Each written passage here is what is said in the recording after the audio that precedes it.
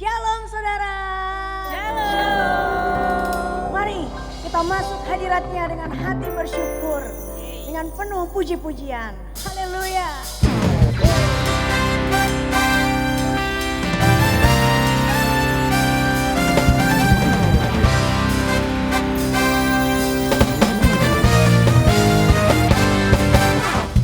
Masuk hadiratnya dengan hati bersyukur. Masuk gerbangnya dengan pujian. Bermazmurlah lagi dia, nyanyikan nyanyian baru. Bersukacita sekarang menggembalakan. Masuk hadiratnya. Masuk hadiratnya dengan hati bersyukur. Masuk gerbangnya dengan pujian. Nyanyikan mazmurlah bagi dia, nyanyikan nyanyian baru. Bersukacita sekarang tinggikan dia. Katakan saat hati bersyukur dan jiwa pun bersuka, hadirat Allah nyata dalam pujian. Saat kami menyembah dan tangan pun terangkat, Tuhan hadir dalam pujian umatnya. Haleluya.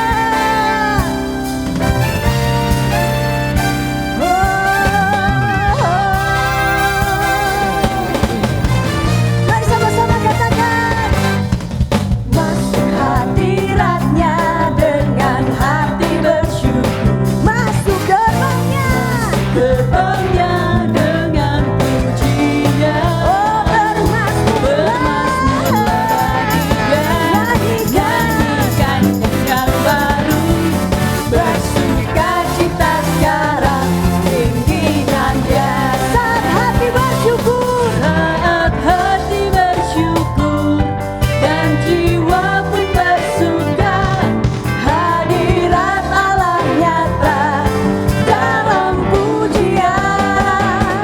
Saat kami menyembah dan tangan pun terangkat, Tuhan hadir dalam pujian umatnya.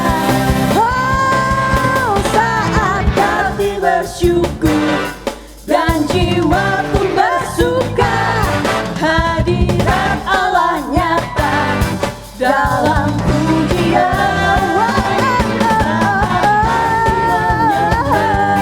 Dan tangan pun terangkat, Tuhan hadir dalam pujian umatnya. Tuhan hadir dalam pujian umatnya. Tuhan hadir dalam pujian umatnya.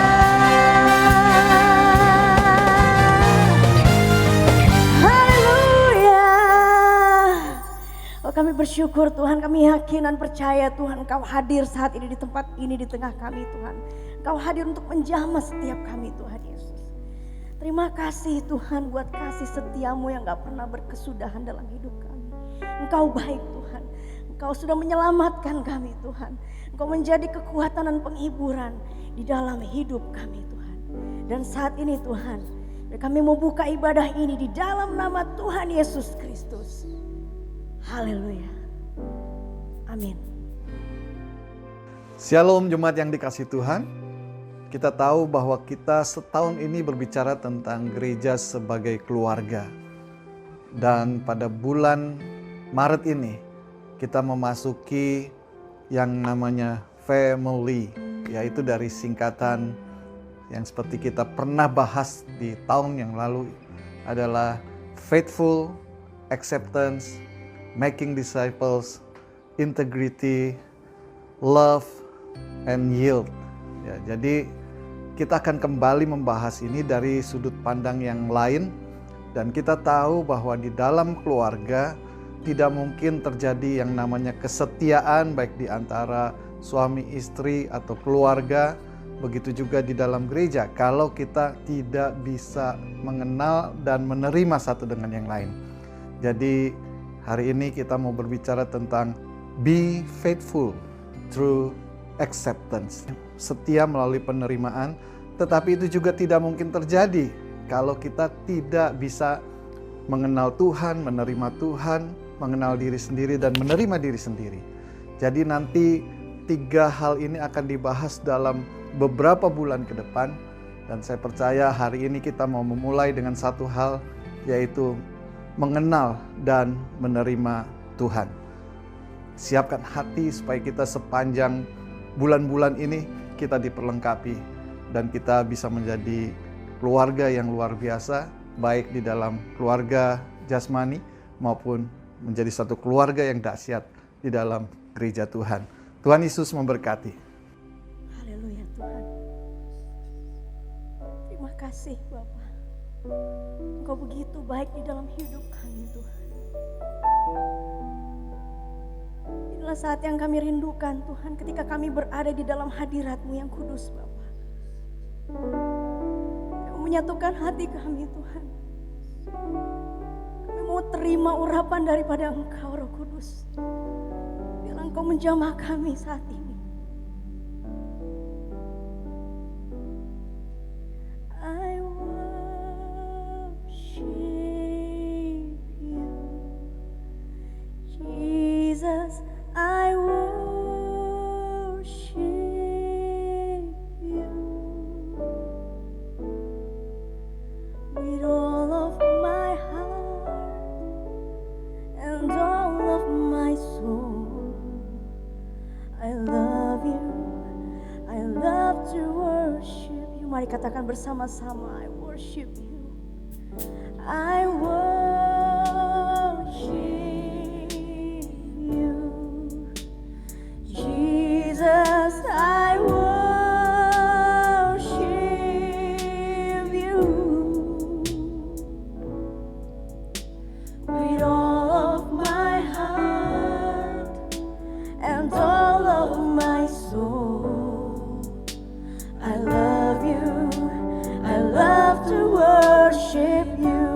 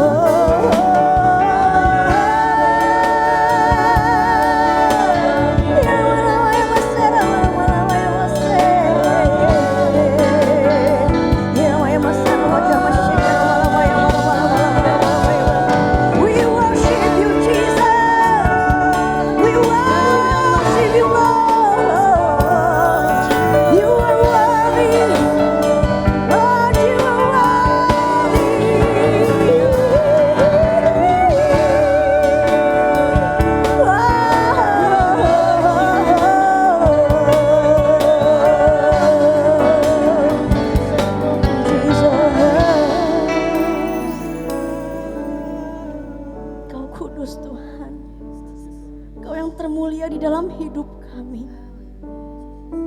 Betapa kami sungguh menyanjung-Mu Tuhan. Betapa kami sungguh mengasihi-Mu Tuhan di dalam hidup kami Tuhan. Selain Engkau tiada yang lain Bapa. Jesus. Ku sembah kudus, kudus, kuduslah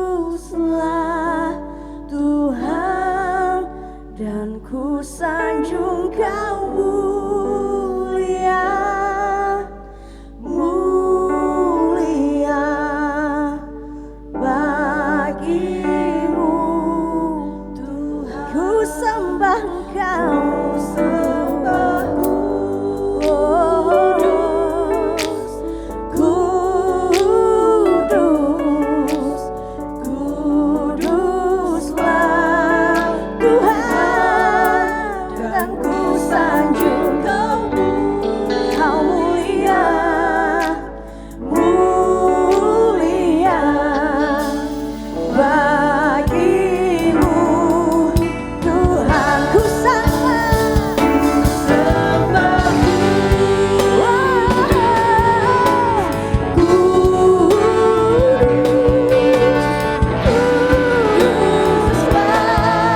Tuhan, dan ku sanjung Kau mulia, mulia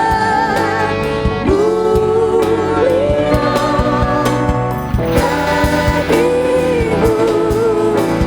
Oh, ku sembah kudus,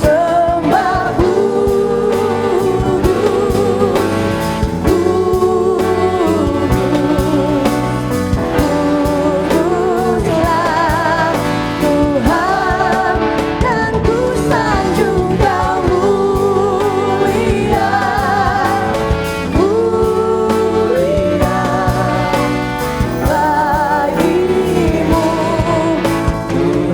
Oh, bagimu Tuhan, bagimu, bagimu Tuhan, bagimu Tuhan. Haleluya. Hanya bagimu Tuhan, segala kemuliaan dan hormat hanya bagimu Yesus. Oh, terima kasih untuk jamahan-Mu Tuhan saat ini dalam hidup kami Tuhan. Dan hati kami siap Tuhan untuk menerima firman kebenaran-Mu Bapa. Betapa kami rindu menantikan firman-Mu Bapa di dalam hidup kami Tuhan. Kau urapi hamba-Mu Tuhan yang akan menyampaikan firman-Mu Bapa. Urapi dia Tuhan Yesus. Biarlah firman-Mu itu akan menjadi rema Tuhan di dalam hidup kami. Menjadi kekuatan Tuhan. Dan penghiburan di dalam hidup kami Tuhan. Terima kasih Bapa di surga. Terima kasih Yesus. Di dalam nama Yesus kami siap menyambut firman-Mu. Haleluya. Amin. Shalom saudara-saudariku yang dikasihi Tuhan Yesus Kristus. Selamat pagi, khususnya kita semua Jemaat GBI Basilea Center Family Church Kelapa Gading, atau siapapun kita semua yang sedang menyaksikan siaran ibadah online pada pagi hari ini. Saya berharap kita semua tentunya baik-baik dan sehat-sehat semuanya. Dan yang paling penting saya berdoa kiranya damai sejahtera Kristus memerintah di dalam hati dan pikiran kita. Haleluya, sekali lagi shalom. Bapak Ibu Saudara yang dikasihi Tuhan Yesus Kristus, gereja kita pada bulan ini memberikan tema besar yaitu menerima dan mengenal Allah. Dan judul khotbah sharing saya pada pagi hari ini adalah mengenal Allah. Tapi sebelum kita berbicara lebih lanjut, lebih baik kita berdoa terlebih dahulu memohon pimpinan Roh Kudus. Mari kita tundukkan kepala kita.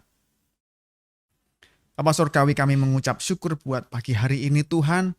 Kami bersukacita dan bersyukur sekali jikalau pada pagi hari ini kami boleh beribadah Tuhan. Sekalipun kami masih online, tetapi tidak mengurangi gairah dan sukacita kami untuk terus mencari kehendak Tuhan.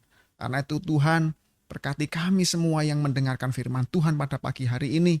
Sehingga semua yang kami dengarkan bukan hanya membekali intelektual dan pikiran kami, tetapi boleh tertanam di dalam hati kami sehingga kami beroleh kekuatan untuk melakukannya dalam kehidupan kami sehari-hari. Berkati hamba-Mu ini Tuhan yang akan menyampaikan kebenaran firman Tuhan.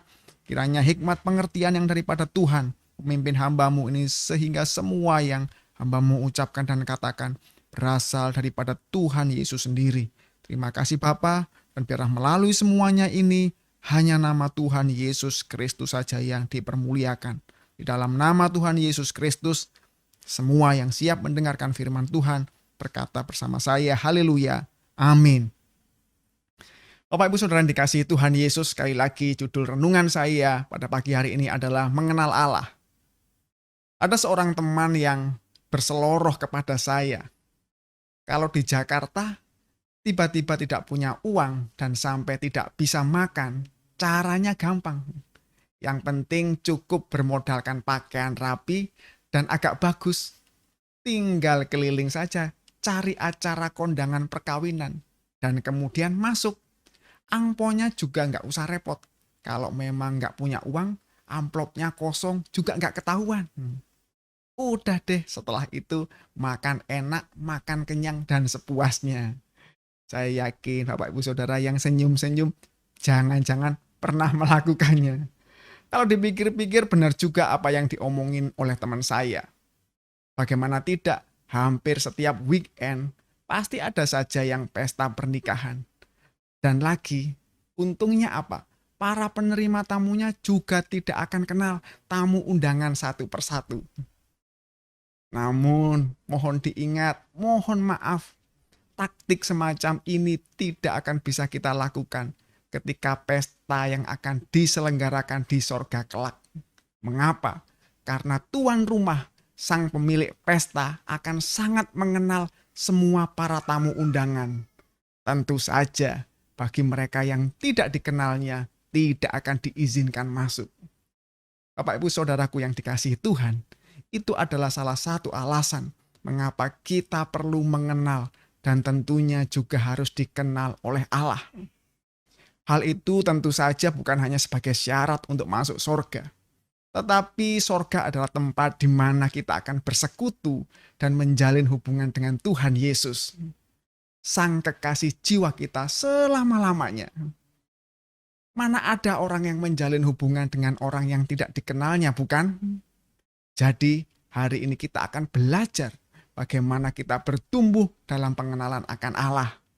Karena itu kita akan membaca sebuah perikop yang terdapat di dalam Markus 5 ayat yang ke-21 sampai dengan ayat yang ke-43. Kita akan baca bersama-sama. Saya membacakan dari sini, Bapak Ibu dengan suara yang semangat membaca dari rumah masing-masing. Markus 5 ayat 21 sampai dengan 43. Demikianlah firman Tuhan. Sesudah Yesus menyeberang lagi dengan perahu, orang banyak berbondong-bondong datang lalu mengerumuni dia, sedang ia berada di tepi danau. Datanglah seorang kepala rumah ibadat yang bernama Yairus. Ketika ia melihat Yesus, tersungkurlah ia di depan kakinya dan memohon dengan sangat kepadanya, "Anakku perempuan sedang sakit, hampir mati. Datanglah kiranya dan letakkan tanganmu atasnya, supaya ia selamat dan tetap hidup." Lalu pergilah Yesus dengan orang itu. Orang banyak berbondong-bondong mengikuti dia dan berdesak-desakan di dekatnya. Ayat yang ke-25. Adalah di situ seorang perempuan yang sudah 12 tahun lamanya menderita pendarahan. Ia telah berulang-ulang diobati oleh berbagai tabib, sehingga telah dihabiskannya semua yang ada padanya. Namun sama sekali tidak ada faedahnya, malah sebaliknya keadaannya makin memburuk. Dia sudah mendengar berita-berita tentang Yesus. Maka di tengah-tengah orang banyak itu ia mendekati Yesus dari belakang dan menjamah jubahnya. Sebab katanya, "Asal ku jamah saja jubahnya, aku akan sembuh." Seketika itu juga berhentilah pendarahannya dan ia merasa bahwa badannya sudah sembuh dari penyakitnya. Pada ketika itu juga Yesus mengetahui bahwa ada tenaga yang keluar dari dirinya. Lalu ia berpaling di tengah orang banyak dan bertanya, "Siapa yang menjamah jubahku?" Murid-muridnya menjawab, "Engkau melihat bagaimana orang-orang ini berdesak-desakan dekatmu. Dan engkau bertanya, siapa yang menjamah aku?" Lalu ia memandang sekelilingnya untuk melihat siapa yang telah melakukan hal itu. Perempuan itu yang menjadi takut dan gemetar ketika mengetahui apa yang telah terjadi atas dirinya, tampil dan tersungkur di depan Yesus dan dengan tulus memberitahukan segala sesuatu kepadanya. Maka katanya kepada perempuan itu, "Hai anakku, imanmu telah menyelamatkan engkau. Pergilah dengan selamat dan sembuhlah dari penyakitmu." Ketika Yesus masih berbicara, datanglah orang dari keluarga kepala rumah ibadat itu dan berkata, "Anakmu sudah mati. Apa perlunya lagi engkau menyusah-nyusahkan guru?" Tetapi Yesus tidak menghiraukan perkataan mereka dan berkata kepada kepala rumah ibadat, "Jangan takut, percaya saja." Lalu Yesus tidak memperbolehkan seorang pun ikut serta kecuali Petrus, Yakobus, dan Yohanes, saudara Yakobus. Mereka tiba di rumah kepala rumah ibadat dan di sana dilihatnya orang-orang ribut, menangis, dan meratap dengan suara nyaring. Sesudah ia masuk, ia berkata kepada orang-orang itu, "Mengapa kamu ribut dan menangis? Anak ini tidak mati, tetapi tidur." Tetapi mereka menertawakan dia. Maka diusirnya semua orang itu, lalu dibawanya ayah dan ibu anak itu, dan mereka yang bersama-sama dengan dia masuk ke kamar anak itu. Lalu dipegangnya tangan anak itu, katanya, "Talita kum," yang berarti, "Hai anak, aku berkata kepadamu, bangunlah." Seketika itu juga anak itu bangkit berdiri dan berjalan, sebab umurnya sudah 12 tahun. Semua orang yang hadir sangat takjub. Dengan sangat ia berpesan kepada mereka, supaya jangan seorang pun mengetahui hal itu. Lalu ia menyuruh mereka memberi anak itu makan. Bapak Ibu Saudara yang dikasihi Tuhan Yesus Kristus, setelah kita membaca perikop di atas, kita dapat belajar tentang bagaimana kita mengalami pertumbuhan dalam pengenalan kita kepada Allah. Yang pertama, kita harus mencarinya dengan rasa lapar dan haus. Bapak Ibu Saudaraku yang dikasihi Tuhan, tindakan Yairus untuk mendatangi Tuhan Yesus bukanlah perkara yang mudah. Apalagi dia sampai tersungkur di depan kaki Tuhan Yesus dan memohon dengan sangat, di ayat 22 dikatakan di sana. Hal ini tentu saja akan sangat mengagetkan jika kita mengerti budaya kehidupan pada waktu itu. Seperti yang sudah kita baca, Yairus adalah bukan saja ahli Taurat dan kelompok imam, namun ia juga adalah kepala rumah ibadat. Bapak Ibu Saudaraku yang dikasihi Tuhan, ahli kitab dan imam-imam Yahudi pada waktu itu biasanya sangat sombong dan meninggikan diri di hadapan Yesus.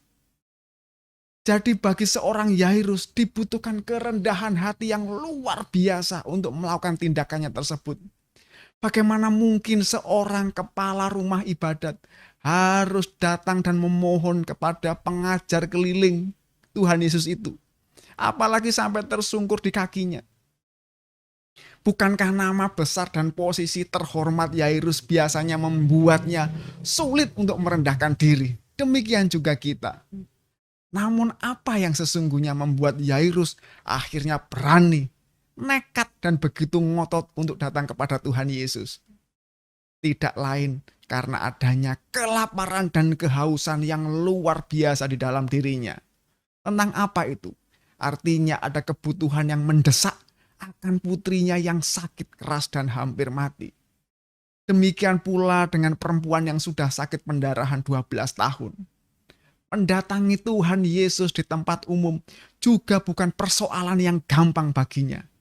Mengapa? Karena hukum Taurat memandang orang yang sakit pendarahan seperti ini adalah orang yang najis, Bukan hanya itu, dia harus juga mengeluarkan sisa-sisa tenaganya untuk menerobos dan merangkak begitu rupa untuk mendekati Yesus. Mengingat dia sudah 12 tahun terus-menerus kehilangan darah. Bapak ibu saudaraku yang dikasihi Tuhan, apa juga yang membuat wanita itu yang akhirnya juga begitu nekat dan ngotot untuk mendekati Tuhan Yesus? Tidak lain juga karena adanya kelaparan dan kehausan yang luar biasa di dalam jiwanya. Tentang apa? Artinya ada kebutuhan yang mendesak akan sakit yang begitu membuatnya menderita secara fisik dan sosial selama 12 tahun ini. Akhirnya di dalam kisah ini kita bisa melihat kedua orang ini melihat kemuliaan Tuhan. Mereka mengalami pertumbuhan dalam pengenalannya kepada Kristus itu sendiri. Bapak ibu saudaraku yang dikasihi Tuhan Yesus, bagaimana dengan kita hari ini? Kita bisa saja berkata, Pak Pendeta saya masih ibadah online kok. Malah kalau hari Minggu seperti ini, saya bisa ibadah sampai berkali-kali loh Pak Pendeta. Ya mesti saja, tinggal klik ini dan itu. Kita bisa mengikuti semua ibadah gereja di YouTube. Sekali ibadah bisa ditayangin semua. Semua handphone dijajar-jajar, semua ibadah laptop, TV, semuanya YouTube bisa. Atau mungkin kita juga berkata kita masih pelayanan. Saya masih jadi panitia atau pengurus baksos Pak Pendeta. Saya masih ngurusin ini dan itu di gereja. Tetapi pertanyaannya, masih adakah rasa lapar dan haus akan Kristus di hati kita? Apakah lagu yang mengatakan ketika kita sekolah minggu, ku jatuh cinta padanya, tambah dan dalamnya, tambah dan dalam lagi. Masih relevankah lagu tersebut dalam perjalanan rohani kita? Atau jangan-jangan lagunya sudah berubah. Ku jatuh cinta padanya, tambal ban dalamnya, tambal ban dalam lagi. Loh kenapa? Maksudnya sudah tidak bisa berjalan lagi perjalanan rohaninya. Karena sering bocor bannya. Cuma bocor alus kok Pak Pendeta. Iya bocor alus tapi bocornya keliling. Sama aja jadinya nggak bisa jalan juga. Saudaraku yang dikasihi Tuhan. Apakah Anda merasa Tuhan tidak pernah lagi menjamah saudara? Tidak pernah lagi menyaksikan kuasa dan kebaikan Tuhan di dalam kehidupan saudara hari-hari ini? Mungkin saudara juga merasa mengalami stagnasi dalam perjalanan rohani. Kok saya sekarang Kristen saya begini-begini saja ya? Sehingga kesaksian hidup yang kita saksikan sekarang selalu. Dulu. Pertama kali cinta mula-mula. Dulu. Wah Tuhan itu hebat. Dulu. Saya melihat kuasa Tuhan. Dulu dan dulu. Saya yakin semuanya ini terjadi bukan karena Tuhan mungkin sudah diam atau tidak berbuat apa-apa atau mungkin kita mengira dia sudah meninggalkan kita. Tapi saya yakin karena satu hal, kita sudah tidak lagi mempunyai rasa lapar dan haus akan Kristus di dalam hati dan jiwa kita. Bapak ibu saudaraku yang dikasihi Tuhan, pertanyaan untuk direnungkan. Apakah hari ini saya masih memiliki rasa lapar dan haus akan Kristus di dalam hati dan jiwa saya? Seorang mantan bintang NBA, Larry Bird, dia bercerita bahwa dia pernah terpaksa tidak bisa bertanding selama 1 musim karena cedera kaki.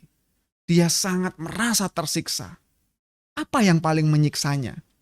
Kemudian seorang wartawan bertanya, bagaimana perasaannya selama berhenti dari dunia basket. Dan dia mengakui bahwa dia mengalami kesukaran yang luar biasa untuk menyesuaikan diri. Ia berkata, bola basket adalah kehidupan saya. Saya tidak tahu apa yang harus saya lakukan jika saya tidak bertanding dan bermain basket lagi. Apakah sesungguhnya yang dimaksud Larry Bird dengan pernyataannya itu? Ya, sederhana sekali. Ia bermaksud mengatakan bahwa bola basket, yaitu pertandingannya, latihannya, permainannya, para pemainnya, dan semua yang berhubungan dengan basket, telah menyita seluruh kehidupannya. Saudaraku yang dikasihi Tuhan Yesus Kristus, ketika Paulus menulis di dalam Kolose 3 ayat yang keempat, apabila Kristus yang adalah hidup kita. Perhatikan sekali lagi, apabila Kristus yang adalah hidup kita menyatakan diri kelak, kamu pun akan menyatakan diri bersama dengan Dia dalam kemuliaan. Paulus menulis Kristus yang adalah hidup kita memiliki arti bahwa seorang pengikut Kristus, seorang Kristen harus terus memiliki rasa lapar dan haus akan Kristus, sehingga hidupnya terus berpusat dan memberikan perhatian penuh pada pribadi Kristus. Jadi kalau orang Kristen lapar dan haus akan Kristus, pasti membuat pribadi Kristus, membuat firman Kristus, membuat kehidupan Kristus akan menyita seluruh perhatian kita dan akhirnya menjadi kehidupan kita pula. Apakah kita masih memiliki rasa lapar dan haus akan Kristus? Apa yang menyita seluruh hidup kita hari-hari ini, apalagi di situasi seperti ini? Apakah usaha kita? Apakah karir kita? Apakah hobi kita? Apakah itu agenda kita? Apakah cita-cita kita?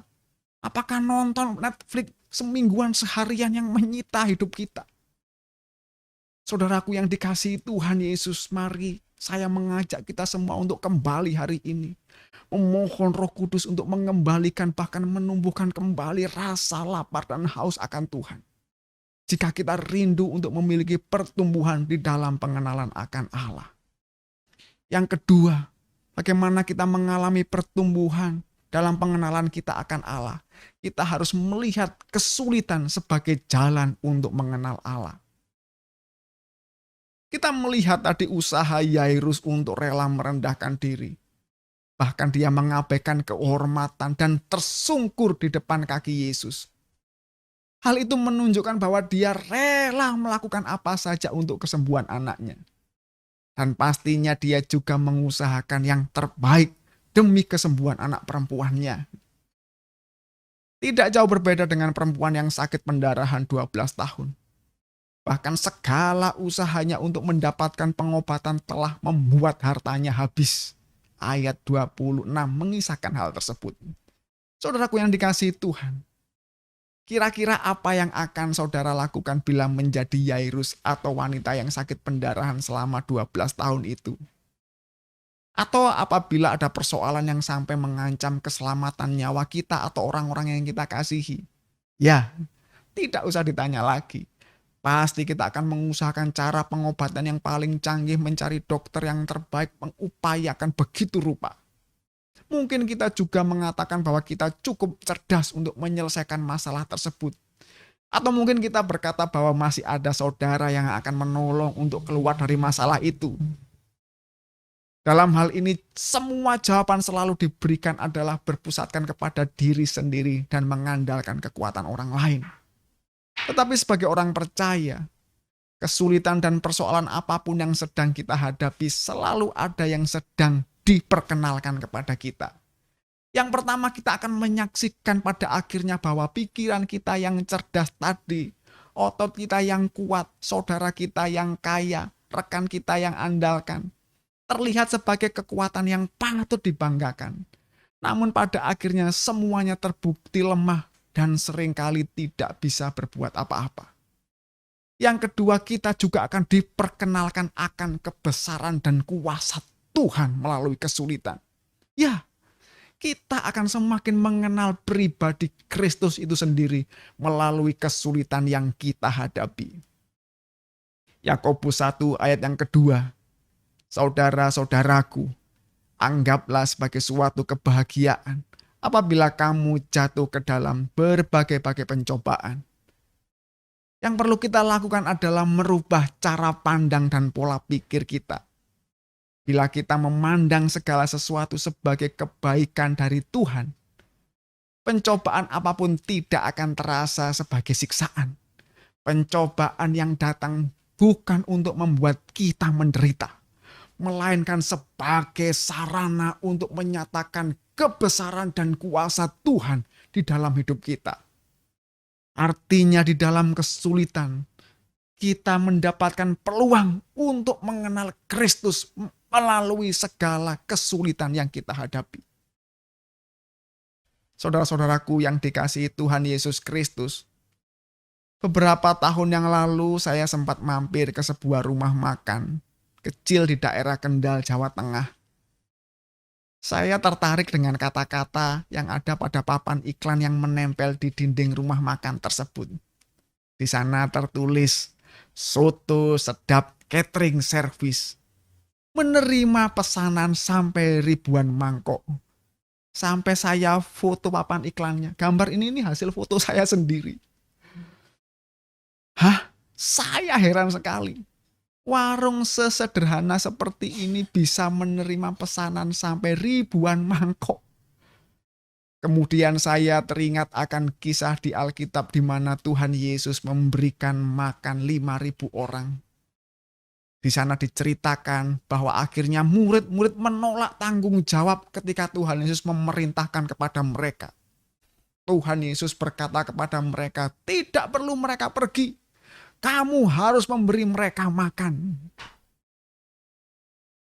Sangat masuk akal kalau para murid menyaksikan perintah itu. Bagaimana mungkin mereka bisa memberi makan hanya bermodalkan 5 ketul roti dan 2 ekor ikan? Ya, punya modal kekuatan, kapasitas, dan mungkin dana yang kecil.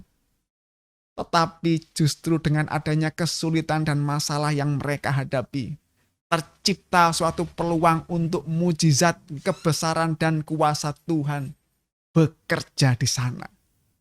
Saudaraku yang dikasihi Tuhan Yesus, seandainya rumah makan soto sedap catering ini sudah buka di zaman Tuhan Yesus, saya yakin murid-murid tidak akan ragu untuk melaksanakan perintah Tuhan itu. Mengapa? Ya, gampang saja. Karena saya yakin mereka akan pesan pertama-tama 5.000 mangkok untuk laki-laki. Beres, selesai masalah, semuanya bisa makan. Tapi satu hal, ada kerugiannya. Apa itu? Mujizat dan kuasa Tuhan tidak akan terjadi. Artinya kebesaran Tuhan tidak akan dinyatakan. Saudaraku yang dikasihi Tuhan, jadi apapun yang kita alami, baik itu masalah, persoalan, sakit penyakit, usaha kita yang lagi seret, mungkin hari-hari ini banyak kita yang kebanjiran. Banyak juga di antara kita kehilangan orang-orang yang kita kasihi. Apalagi hari-hari ini, begitu banyak kesulitan dan persoalan yang sedang kita hadapi, baik itu secara pribadi maupun secara gereja. Mari kita rubah respon dan cara pandang kita. Berdoalah agar Roh Kudus memampukan kita untuk melihat dan mengenal pribadi Tuhan melalui itu semua. Ada seorang bernama Daniel Whittle, umur 21 pada waktu itu. Dalam sebuah pertempuran ia cedera berat sehingga dia kehilangan tangannya dan tertangkap sebagai tawanan perang. Penderitaannya bukan hanya itu saja, dia juga melihat kehilangan banyak teman-temannya yang tubuhnya hancur terkena ledakan bom. Dia sangat terpukul dengan bencana itu. Dia terus membaca dan menggumuli firman Tuhan melalui Alkitab saku yang diberikan ibunya untuk mencari tahu jawaban akan masalah hidupnya. Namun dia tidak menemukan jawabannya. Bahkan semakin dia menggumuli firman Tuhan, semakin muncul tanda tanya besar di dalam hatinya. Tetapi setelah dia terus-menerus menggumuli firman Tuhan, apa yang ditemukannya? Sangat menarik sekali. Dia mengatakan bahwa makin dia menggumuli firman Allah, makin dia tidak tahu apa jawaban untuk semua pertanyaan dari semua masalah hidupnya. Namun yang terjadi, dia justru semakin tahu siapa yang dia percaya sebagai Tuhan dan Juru Selamatnya. Saudaraku yang terkasih di dalam Tuhan, ketika kita merubah cara pandang dan respon kita dengan selalu menggumuli dan mendoakan masalah dan kesulitan kita, bahkan membawanya kepada Tuhan, mungkin kita tidak akan selalu menemukan jawaban atau mujizat yang seperti kita inginkan. Tetapi yang pasti, kita melakukan itu, kita akan semakin mengenal dan semakin tahu siapa yang kita percaya, yaitu Tuhan Yesus Kristus Juru Selamat kita. Haleluya. Haleluya. Saudaraku yang dikasihi Tuhan Yesus, hari ulang tahun adalah hari yang spesial buat kita. Makanya tidak jarang banyak orang mengucapkan selamat ulang tahun. Begitu juga hari kelulusan juga merupakan hari yang spesial buat kita. Sehingga banyak teman-teman dan rekan kita juga mengucapkan selamat dan sukses. Hari pernikahan juga merupakan hari yang spesial. Sehingga orang juga mengucapkan selamat menempuh hidup baru. Begitu juga ketika kita memenangkan pertandingan atau kompetisi. Ketika mencapai target, ketika membuka usaha yang baru, ketika menyelesaikan tugas negara atau perusahaan dengan baik. Bahkan ketika mendapatkan undian, kita juga menerima ucapan selamat ya. Namun ada satu ucapan yang paling spesial di atas semua itu, yaitu selamat mengenal Allah. Mengapa? Karena firman Tuhan berkata dalam Yeremia 9 ayat 23-24, beginilah firman Tuhan, janganlah orang bijaksana bermegah karena kebijaksanaannya.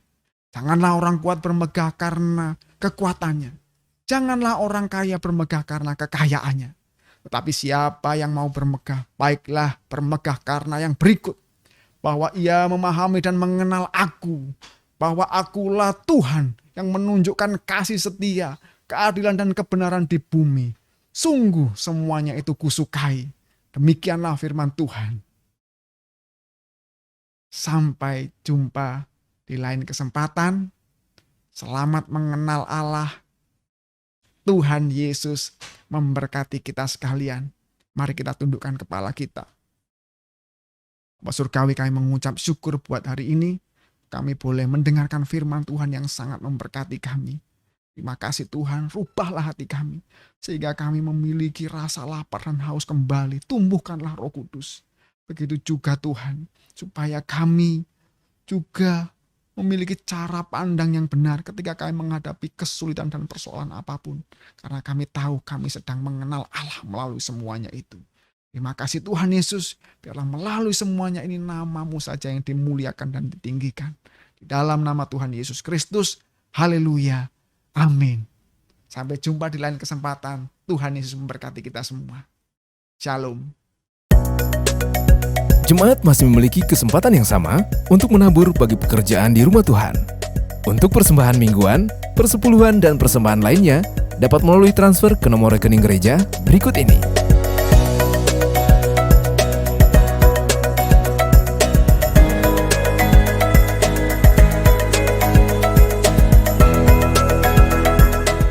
Baik, jemaat yang dikasihi Tuhan, mari kita menutup ibadah kita pada hari ini dengan bersyukur kepada Tuhan. Dan kita juga mau percaya bahwa ada berkat yang selalu tersedia bagi kita anak-anaknya. Mari kita datang kepada Tuhan. Bapa dalam surga, kami bersyukur kalau hari ini kembali kami boleh dikuatkan oleh firman-Mu. Biarlah kami boleh terus belajar merenungkan kebenaran firman Tuhan, supaya kami boleh mengaplikasikannya di dalam kehidupan kami sehari-hari. Dan bila kami semua umat Tuhan didapati menjadi anak-anak-Mu Tuhan, yang taat kepada kehendak Tuhan. Saat ini kami percaya ada berkat yang Tuhan sediakan bagi kami umat-Mu di mana setiap umat Tuhan berada. Kiranya Tuhan kami boleh mengalami akan berkat Tuhan yang besar di dalam kehidupan setiap anak-anak-Mu. Dan kami akan melihat perjalanan hidup kami penuh dengan kemenangan karena penyertaan Tuhan. Saat ini umat yang dikasihi Tuhan, mari kita angkat tangan di hadapan Tuhan. Dan kita mau menerima berkat yang daripada Tuhan, yang menjadi satu-satunya sumber berkat di dalam kehidupan kita. Umat yang dikasihi Tuhan, terimalah segala berkat dan rahmat daripada Allah Bapa, anugerah dan belas kasihan daripada Tuhan kita Yesus Kristus, serta persekutuan, penghiburan dan kuasa daripada Roh Kudus. Kiranya Allah Tritunggal menyertai kita mulai hari ini sampai Maranatha Tuhan Yesus datang kembali. Haleluya. Amin. Amin.